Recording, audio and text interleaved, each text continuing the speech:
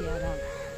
આજે પવિત્ર દિવસ કૃષ્ણ જન્માષ્ટમીનો અને મહાન એક શક્તિ જ્યારે પૃથ્વી ઉપર અવતરણ લીધું ત્યારે એ કૃષ્ણ ભગવાન અને રામ બંનેના જન્મ ભારતની અંદર થયા। એ આપણું બહુ જ પુણ્ય છે, ગૌરવ તો ખરું પણ પુણ્યની વાત છે। અને એ ભગવાને જ્યારે અવતાર લીધા એની અંદર વધારેમાં વધારે અવતાર તો એમને ક્ષત્રિયોની અંદર લીધા। ક્ષત્રિય પરિવારનું બહુ જ ગૌરવ છે, કેટલા પુણ્ય હશે આ, ત્યારે એમને ક્ષત્રિયોને ત્યાં અવતાર લીધા। તો આવા પવિત્ર દિવસે આજે આપણે કૃષ્ણને નમસ્કાર કરીશું અને એમની વાતો થોડીક વાગોળીશું કે પરમાત્મા જ્યારે પૃથ્વી ઉપર આવ્યા ત્યારે એમનો જન્મ આપણે જોઈએ। કોઈનું ક્યારેય જેલમાં થયો છે?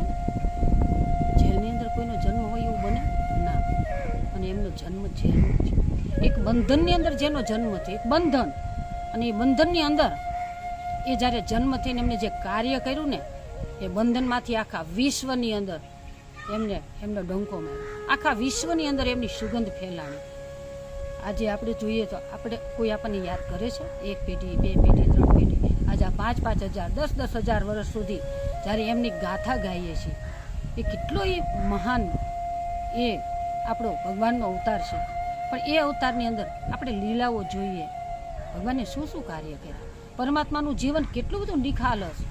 કૃષ્ણ ભગવાનને ક્યારેય તમે આમ પહેલા મોઢામાં નહીં જોયા હોય। કૃષ્ણ ભગવાનનું મુખારવિંદના જ્યારે પણ તમે દર્શન કરો હશે આપણે તો એ કૃષ્ણ ભગવાનનું એવું કહેવાય છે કે હસતા જ હોય, એમને સુખ દુઃખ નહીં હોય, વેદના નહીં હોય, એમને જગતના માટે કાર્ય માટે લીધા। એ પવિત્રાણા સાધુ માટે જન્મા છે।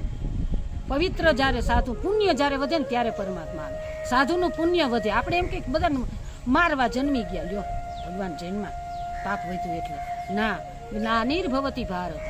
ગ્લાનિર્ભવતી એટલે ભક્તિ થતી હોય પણ કેવી થતી હોય? સમજણ વગરની થતી હોય। ભક્તિ થતી હોય, યજ્ઞ થતા હતા, બધું જ થતું હતું, પણ વેદની વિરુદ્ધ જ્યારે થાય ને ત્યારે પરમાત્મા જન્મ લે, એ વગર ન આવે।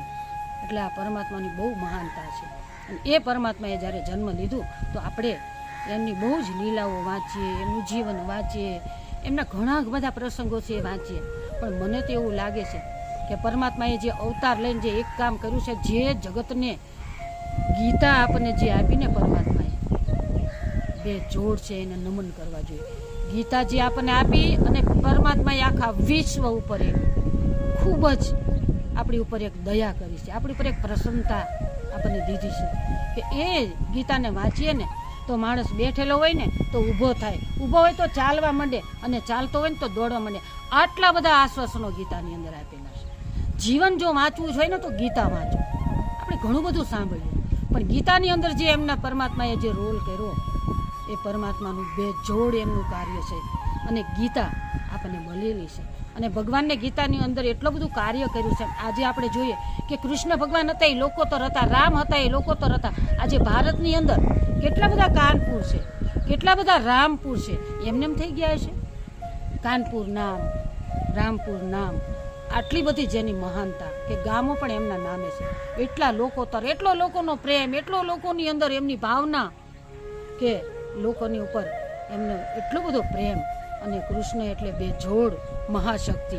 તો આપણે બધાએ જ એનું ગૌરવ લેવું જોઈએ। અને આપણે સાધુ બ્રાહ્મણો તો આપણે એમના ભૂખ ભજીએ, આપણે રામજી મંદિરની પૂજા કરીએ, આપણે કૃષ્ણની પૂજા કરીએ, એ આપણે મહાપુરુષની, મહા અવતારની ચિત્ત શક્તિની જ્યારે પૂજન કરીએ છીએ ને એનું ગુણ આપણી અંદર આવવા જોઈએ, એની અસ્મિતા આપણી અંદર આવવી જોઈએ, એનું કાર્ય આપણા જીવનમાં આવવું જોઈએ। એમને શું કીધું, એમના વિચારો મારા ને તમારા જીવનમાં આવવા જોઈએ, તો જ આપણો ધર્મ, આપણો સનાતન ધર્મ તો જ ટકે।